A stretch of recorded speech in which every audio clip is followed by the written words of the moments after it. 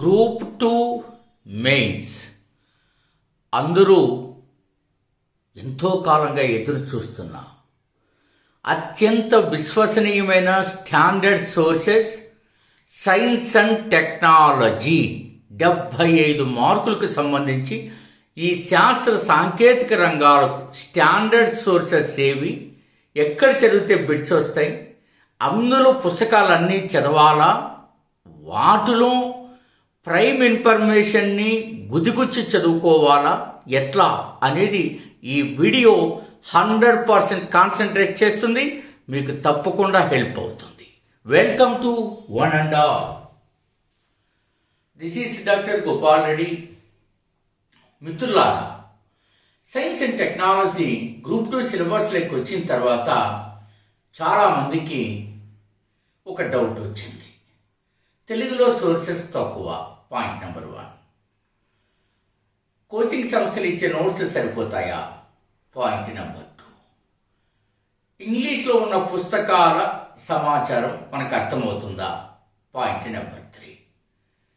Questions ఏ రూపంలో అడుగుతున్నారు, point number 4. ఆ రకంగా మనం చదువుకోగలమా, పాయింట్ నెంబర్ 5. ఇలాంటి సమస్యలు మనకి ఉన్నాయి. పుస్తకాలు చూపించే ముందు మన ఏపీ హిస్టరీకి ఎవరైనా స్టాండర్డ్ సోర్సెస్ కావాలంటే వీడియోలో ఉంది, డిస్క్రిప్షన్లో లింక్ ఇస్తాను, చూడండి. చక్కటి ఒక వీడియో ఫాలో అవ్వండి. సో సైన్స్ అండ్ టెక్నాలజీ, ఈ సైన్స్ అండ్ టెక్నాలజీ 75 మార్కులకి ఇవ్వడం మూలాన అవే అర్థమైతే ఈజీగా ఉంటుంది.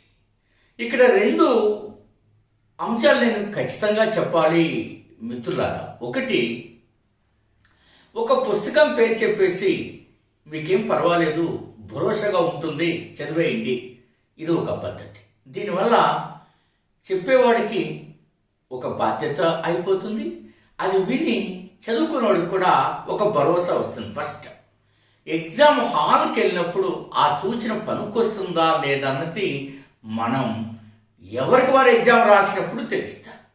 సో అర్థం చేసుకోవాల్సింది ఏంటంటే, ఈ బుక్ పేరు కాదు, ఆ బుక్నంతా స్టడీ చేసి అందులో ఎక్కడెక్కడ ఉపయోగపడుతుందో గైడ్ చేస్తే, మార్క్ మై వర్డ్స్, మీకు ఉపయోగపడుతుంది అన్నది నా పర్సనల్ ఫీలింగ్. నేను ఉదాహరణకు ఈ సైన్స్ అండ్ టెక్నాలజీ దేశంలో ఏ పబ్లిక్ సర్వీస్ కమిషన్లు, తర్వాత సివిల్ సర్వీస్, యూపీఎస్సీ ఎలా కండక్ట్ చేస్తుందో నాకు ఒక ఐడియా ఉంది. I'm having 25 years experience. అందులో నేను కొన్ని అంశాలు ప్రస్తావించి ఇలా చదవండి అని చెప్తాను. సో కేర్ఫుల్గా వినండి. ఆ తర్వాత పుస్తకాలన్నీ చూపిస్తాను, అందులో ఎక్కడెక్కడ ఉపయోగపడుతుందో కూడా చెప్తాను. మీకు ఒక 20,000 పేజీలు చూపించే చదవండి అంటే ఎక్కడి నుంచి చదవగాలి? I'm not interested. షార్ప్గా ఉండాలా, బిట్టు రావాలా. ఎంత చదివాం అన్నది ముఖ్యం కాదు, ఎలా చదివాం అన్నది ముఖ్యం. రైట్, చూడండి. సాధారణంగా నేను మీకు ప్రస్తావించుకోవడానికి చాలా ఎక్సర్సైజ్ చేస్తాను నేను మీకు రాబోయే ముందు కూడా. అందుకే మీకేంటంటే సింపుల్గా చెప్పేయాలా, మరేం పర్వాలేదు, మీరు చదువుకొని వచ్చేస్తుంది. అట్లాంటి వాళ్ళకి వ్యూస్ కూడా ఎక్కువ వస్తాయి.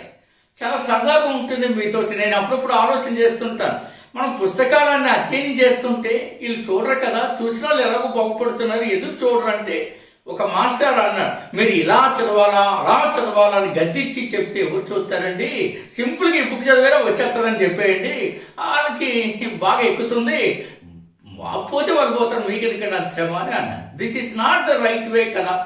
మీరు ఎంత ఫీజు తీసుకుంటారో it is up to you. వాళ్ళు జాయిన్ అవ్వాలనుకుంటే జాయిన్ అవుతారు, కానీ బెస్ట్గా వాళ్ళకి పాలసీస్ ఇవ్వాలి కదా, తొందరపడి చేయాల్సిన అక్కర్లేదు. Right. So for example, coral reefs మీకు అందరికీ తెలుసు కదా. కోరల్ రీఫ్స్ పగడపు దెబ్బలు అని ఇట్లా తెలుగులో చదువుతూ ఉంటారు. ఇవి చదివేటప్పుడు చాలా మనం ఏదో ఎక్కడెక్కడ కోరల్ రీఫ్స్ ఉన్నాయి, వాటి ఫిజికల్ లొకేషన్ చదువుతూ ఉంటారు. Physical location is the most important, but అంతకంటే అనాలిసిస్ పార్ట్ కూడా ఇంపార్టెంట్ అనేది నా ఉద్దేశం. ఉదాహరణకు 1/3 కోరల్ రీఫ్స్ కేవలం 3 దేశాల్లోనే ఉన్నాయి. లెజెండ్, మీకు అర్థమవుతుందా? సో డూ అండర్స్టాండ్, ఇది చాలా ఇంపార్టెంట్. మనకి ఆస్ట్రేలియా, ఫిలిప్పైన్స్, ఇండోనేషియా ఇవి 1/3 ఆక్యుపై చేస్తున్నాయి. ట్రయాంగిల్ అనమాట. ఇందులో నేను కోరల్ రీఫ్స్లో మనకు కానీ చేస్తే ఏమిటి ఆ కోరల్ రీఫ్స్కి వేటి హోస్ట్ చేస్తుంది? పైలా, ఈ మోర్ నెంబర్ ఆఫ్ ప్లాంట్ పైలానా, అనిమల్ పైలానా అనేది చాలా ఇంపార్టెంట్. ఆ బిట్ ఫ్రేమింగ్లోనే మనం అర్థం చేసుకోవాల్సింది. ఉదాహరణకు బ్లూ కార్బన్ గురించి టోటల్ ఇన్ఫర్మేషన్ తీసుకోవాల్సి ఉంటారు. అలా శాటిలైట్స్ పరంగా వచ్చారు అని అనుకోండి మనం, లేదా ప్రయోగాల ఎక్స్పెరిమెంట్స్. మీరు చంద్రయాన్ 3నే తీసుకొని ఏం చదవాలి? చంద్రయాన్ 3 దాని యొక్క ఆబ్జెక్టివ్సే కాకుండా స్పెసిఫికేషన్స్ కూడా చదవాలి. ఫర్ ఎగ్జాంపుల్ నేను మన వాళ్ళకి తయారు చేసి ఇచ్చాను చూడండి, ఆదిత్య L1 కానీ చంద్రయాన్ 3 కానీ. ఆదిత్య L1 ఇచ్చినప్పుడు 127 రోజుల పాటు చేరుకుని లాంగ్ రేంజ్ పాయింట్కి ఎలా చేరుకుందో ఒకటి ఇచ్చాను చూడండి, దానిపైన బిట్ పడుతుంది. మీరు అర్థం చేసుకుంటున్నారండి. ఇలా చాలా ఆసక్తికరంగా మీరు చదవాల్సి ఉంటుంది. ఓకేనా? రైట్. సో ఇట్లా మనం ఎంత ముందుకెళ్ళగలిగితే అంత మంచిది. ప్రస్తుతం బుక్స్ చూడండి, మళ్ళీ అనాలిసిస్ పార్ట్ కంటిన్యూ చేస్తాను. చాలా ఈగర్గా ఉంటారు కదా. నెక్స్ట్ ఫస్ట్ మనం చూసినప్పుడు ఫస్ట్ ఎన్సీఆర్టీతో మొదలు. ఎన్సీఆర్టీ నోట్స్ ఇందులో సైన్స్ అండ్ టెక్నాలజీకి సంబంధించిన పార్ట్స్ చాలా ఎక్కువగా ఉంది, పక్కన పెడతాం. Next environment. చాలా మంది ఈ పుస్తకాన్ని చూస్తారు. ఇది మార్కెట్లోకి వచ్చిన 2 ఏళ్ల కిందట 2021 అనుకుంటా పిఎంఎఫ్ పబ్లికేషన్. ఫస్ట్ ఎడిషన్ కొని వెంటనే దాన్ని తెలుగులోకి మార్చి మా నాలెడ్జ్ జోడించి రాసిన మనం చాలా హ్యాపీగా నేను చెప్పగలను అది.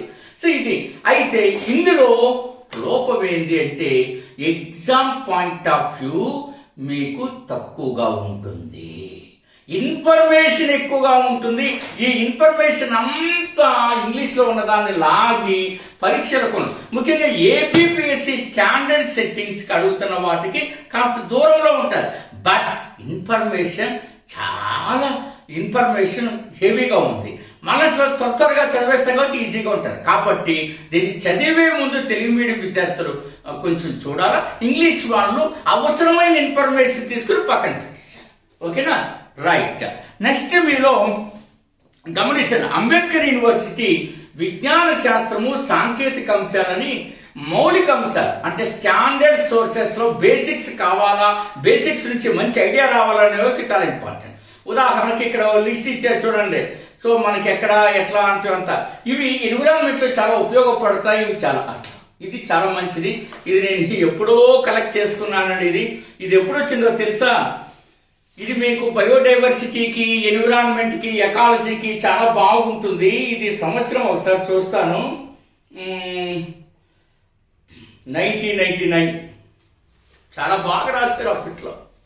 అందుకని మీకు అనుభవం ఉన్న సంస్థలో అనుభవం ఉన్న వ్యక్తులు కావాలంటే మనం 80 పుస్తకాల నుంచి ఇన్ఫర్మేషన్ మనం జోడించి పుస్తకాలు తయారు చేసిస్తే అది మీకు చూపిస్తాం. ఇక మీరందరూ అనుకునే Telugu medium science and technology Telugu academy, ఇందులో సిలబస్ కు తగ్గట్టుగా ఉన్నది కొంత ఉంది, అది మీరు చదువుకోవచ్చు. కొంత ఉంది. ఏమిటివి? ఐసిటి, డిజిటల్ మిషన్స్, తర్వాత పర్యావరణ పరంగా, సో ఇట్లాంటి వాటికి స్పేస్ టెక్నాలజీ వాటిలో మీకు కాస్త ఉపయోగపడుతుంది. అయితే ఇది పేజీలు ఎన్ని ఉన్నాయబ్బా? 628 పేజీలు ఉంది. దీంట్లో షార్ప్ గా నోట్స్ రాసుకోగలిగితే దానికి కరెక్ట్ గా డైనమిక్ గా ఉండాలి. తెలుగు అకాడమీ సబ్జెక్ట్ ఇస్తుంది తప్ప దాన్ని డైనమిక్ నేచర్ తో రాయరు కదా. సో అది మనం చేయాలి. Next Majid Husain geography of India. Already science and టెక్నాలజీకి జాగ్రఫీకి ఏటే సమయం మరి ఇది చూపిస్తున్నావు అని అనుకున్నారు. ఇందులో 7వ యూనిట్, 8వ యూనిట్, 16వ యూనిట్ మనకు సంబంధించింది. ఇందులో ఏంటి రాశారు సారు? చాలా బాగుంటాయి ఇందులో ఇన్ఫర్మేషన్. ఏం ఎగ్జామ్ పాయింట్ ఆఫ్ వ్యూలో important. Natural resources of India, energy resources. మీకు ఎనర్జీ మేనేజ్మెంట్ ఉంది తెలుసు కదా. Energy resources, natural resources. తర్వాత 17 కాంటెంపరీ ఇష్యూస్ అని ఎన్విరాన్మెంట్ కి సంబంధించి చాలా చక్కగా ఇన్ఫర్మేషన్ తో ఉన్నది. ఇది లేటెస్ట్ ఇన్ఫర్మేషన్ నేను తీసుకున్నాను. ఇది ఇంకా ఆశ్చర్యకరమైనది చూపిస్తాను. ఇప్పుడు చాలా చదువుతారు గొప్పవాడి రీసెర్చ్ చేస్తే అట్లా ఉండాలి. ఈ పుస్తకం చూసారా? మన తెలుగు ఎస్సీఆర్టీ పుస్తకం రిసోర్సెస్ అండ్ డెవలప్మెంట్, వనరులు అభివృద్ధి అని ఉంది. పర్యావరణము, ఎకాలజీ, కొన్ని ఇష్యూస్ కి చాలా బాగుంది ఈ పుస్తకం. ఓసారి తిరిగి మన వాళ్ళు డెవలప్ చేసి చాలా బాగుంది. Happy to. నేను రాష్ట్ర ప్రభుత్వానికి ధన్యవాదాలు చెప్తున్నా. మీరు గ్రూప్ 1 ప్రిలిమ్ పేపర్ చూశారు కదా, మీరు నా అబ్జర్వేషన్ ఎంత క్లోజ్గా ఉంటుందో, ఎంత మైక్రో లెవెల్కి వెళ్తానో మీరు గమనించండి. రైట్, ఇది గ్రూప్ 1 ప్రిలిమినరీ పేపర్ అండి. మీరు ఎవరి దగ్గర ఉంటే చూడండి. మన జరిగింది జాగ్రఫీలో ఇందులో 94వ question. Soil formation is controlled by the following factors. క్రింది కారకాలు నేల ఏర్పాటు నియంత్రిస్తాయి. Parent material, topography, climate, biological activity, time అని ఇచ్చారు. మాతృశిల, స్థలాకృతి, శీతోష్ణ స్థితి, జీవ సంబంధ చర్యలు, కాలం. ఈ బిట్టి చూడగానే నేలలో మనకి ఎప్పుడు నల్లరేగన నేలలో, ఎర్ర నేలలో, జిగిరి నేలలో ఇందులో మనం చదువుకున్నది వాళ్ళు ఇచ్చింది ఏంటి కదా. ఇది ఎక్కడుందో తెలుసారా? ఇందులో 40వ పేజీలో దీనికి సంబంధించిన ఇన్ఫర్మేషన్ ఉంది. చూడండి, 40లో క్వశ్చన్ ఉంది. ఇన్ఫర్మేషన్ ఎక్కడుందో చెప్తా ఉన్నాడు. ఒక్క సెకండ్. ఈ పుస్తకంలో ప్లీజ్ వెయిట్ చూడండి. ఇది దీంట్లో పేజ్ నెంబర్ 22లో నేలలు ఏర్పడడానికి ప్రధాన కారకాలు ఫ్యాక్టర్స్ అని అన్నాడు. అందులో వాడేమని ఇచ్చాడు? The major factors of soil formation of the nature of the parent rock and climatic factors. అందుకే వాడు అదే ఇచ్చాడు, శీతోష్ణ స్థితి అండ్ జీవ సంబంధ చర్యలు అని చెప్పి ఇవ్వడం జరిగింది. ఆప్షన్స్ లో కూడా ఎంత ఇది ఎవరైనా గమనించగలరా? ఈ పుస్తకం చిన్న పుస్తకం నుంచి గ్రూప్ 1 తీసి ఇచ్చాడు గుంటడు అని. ఏపీపీసీ ఎప్పుడైనా సరే మన కళ్ళని కప్పడం అంటే చాలా కష్టం, చాలా ప్రయత్నం చేశాం. ఇట్లేదని చెప్తే అబ్బో సార్ గొప్పలు చెప్పుకుని ఉంటారు. ఒరే ఉన్నది చెప్తే గొప్పలేంట్రా, తప్పు కదా అది. ఎవరైనా బిట్లు తెప్పిస్తే మనకు అపహాస్యం, బిట్లు తెప్పించిపోతే వాడిని అబ్బవాడు బిట్ ఇవ్వలేదని వాడిని ఇంకా అమ్మ అక్కడ పెట్టి తిడతా ఉంటారు. తప్పు కదా అది. ప్రోత్సహించింది టాలెంట్ని, ఎక్స్పీరియన్స్ని, తప్పని దయచేసి. ఇక 12 సోర్సెస్. ఇక పర్యావరణ చట్టాలు మీకు తెలుసు. ఇది స్నేహలా హౌస్ పెండాల సత్యనారాయణ అని. ఇందులో బేసిక్స్ ఉంటే చట్టము అప్డేట్ చేసుకోవాలా. ఇది ఓల్డ్ ఎడిషన్. ఓకే, ఇవి కాకుండా వెబ్ సోర్సెస్ అన్ని కూడా 1200 పేజీలు డైవర్ట్ చేశాడు రా భాయ్. ఇదిగో ఇదంతా కూడా వెబ్ సోర్సెస్ గూగుల్ చేసి డెవలప్ చేసిందంట. ఇది మన శ్రీ మేఘన థింక్ ట్యాంక్ విద్యార్థులకు గుదిగొచ్చి మన ప్రొఫెసర్ యొక్క నాలెడ్జ్ని అందించి బిట్టి ఎక్కడ పడుతుంది ఎక్కడ పడదో దుమ్ము దులిపి అందిస్తున్నటువంటి ప్రోగ్రాం. మనం 80 పుస్తకాల నుంచి సమాచారాన్ని సేకరిస్తాం. దాని నుంచి మనం తయారు చేసి టెస్ట్ సిరీస్, మెంటార్షిప్ పుస్తకాలను అందించే సైన్స్ అండ్ టెక్నాలజీ మీకు బైండింగ్ అవుతుంది చూపిస్తా. ఇందులో భారత రాజ్యాంగం 14 పుస్తకాల నుంచి వచ్చినటువంటిది. మీరందరూ గమనించాలి ఎంత ప్రయత్నం జరుగుతుంది, ఎంత సమయం ఆదా అవుతుంది, ఎన్నిసార్లు రివిజన్ చేయవచ్చు. ఇట్లా తయారు చేసి ఇచ్చేవాళ్ళంటే ఆంధ్రుల సాంఘిక చరిత్ర 25 పుస్తకాల నుంచి వచ్చిన ఆంధ్రుల సాంఘిక చరిత్ర అద్భుతమైనది మీరు గమనిస్తారు. అట్లాగే సైన్స్ అండ్ టెక్ ఇందాక నేను చూపించిన అట్లా ఒక బుక్ ఫార్మేషన్ లో రేపెల్లండో మీకు చూపించబోతున్నా. ఇన్ని సోర్సెస్ నుంచి మనం తయారు చేస్తారు. 80 స్టాండర్డ్ సోర్సెస్.